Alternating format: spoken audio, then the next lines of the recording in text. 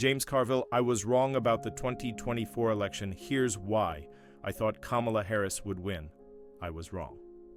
While I'm sure we Democrats can argue that the loss wasn't a landslide or take a little solace in our House performance, the most important thing for us now is to face that we were wrong and take action on the prevailing why. I've been going over this in my head for the past 2 months, all the variables, all the what-ifs, all the questions about Joe Biden's re-election decisions and what kind of Democrat or message might have worked against Donald Trump. I keep coming back to the same thing. We lost for one very simple reason. It was, it is, and it always will be the economy, stupid. We have to begin 2025 with that truth as our political North Star and not get distracted by anything else. Although the U.S. economy remains the strongest in the world. With GDP soaring and inflation subsiding, the American people did not settle for us being better than the rest or take that as good enough. Mr. Trump, for the first time in his political career, decisively won by seizing a swath of middle-class and low-income voters focused on the economy. Democrats have flat-out lost the economic narrative. The only path to electoral salvation is to take it back. Perception is everything in politics, and a lot of Americans perceive us as out to lunch on the economy, not feeling their pain or caring too much about other things instead. To win back the economic narrative, we must focus on revving up a transformed messaging machine for the new political paradigm we now find ourselves living in. It's about finding ways to talk to Americans about the economy that are persuasive, repetitive, memorable, and entirely focused on the issues that affect Americans' everyday lives. This starts with how we form our opposition. First of all, we have got to stop making Mr. Trump himself our main focus. He can't be elected again.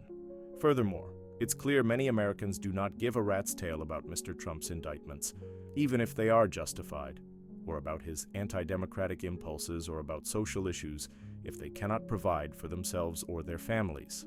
Mr. Trump won the popular vote by putting the economic anger of Americans front and center.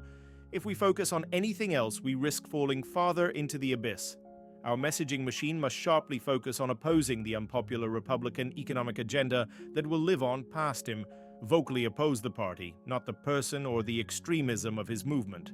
I don't always agree with Wall Street, but Jamie Dimon was right when he said that Democrats railing against ultra-MAGA was insulting and politically tone-deaf. Denouncing other Americans or their leader as miscreants is not going to win elections. Focusing on their economic pain will, as will contesting the Republican economic agenda.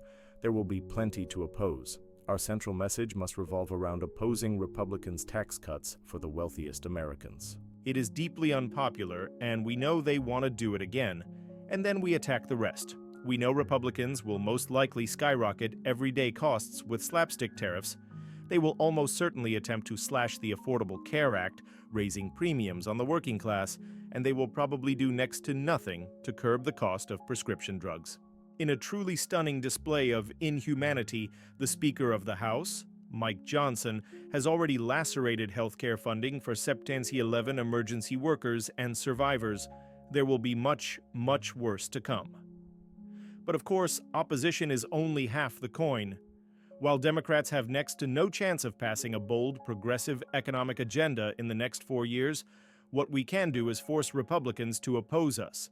We must be on the offensive with a wildly popular and populist economic agenda they cannot be for. Let's start by forcing them to oppose a raise in the minimum wage to $15 an hour. Let's make Roe v. Wade an economic messaging issue and force them to block our attempts to codify it into law. And let's take back the immigration issue by making it an economic issue and force the GOP to deny bipartisan reform that expedites entry for high-performing talent and for those who will bring business into our nation. This year, the Democratic Party leadership must convene and publish a creative, popular, and bold economic agenda and proactively take back our economic turf. Go big, go populist, stick to economic progress, and force them to oppose what they cannot be for, in unison. Finally, Democrats must trudge headfirst with this economic agenda into the new media paradigm we now live in. I am an 80-year-old man and can see clearly that we are barreling toward a non-traditional and decentralized media environment. Podcasts are the new print newspapers and magazines. Social platforms are a social conscience, and influencers are digital stewards of that conscience. Our economic message must be sharp, crisp, clear, and we must take it right to the people. To Democratic presidential hopefuls, your auditions for 2028 should be based on two things. One, how authentic you are on the economy, and two, how well you deliver it on a podcast. The road ahead will not be easy, but there are no two roads to choose from. The path forward could not be more certain. We live or die by winning public perception of the economy.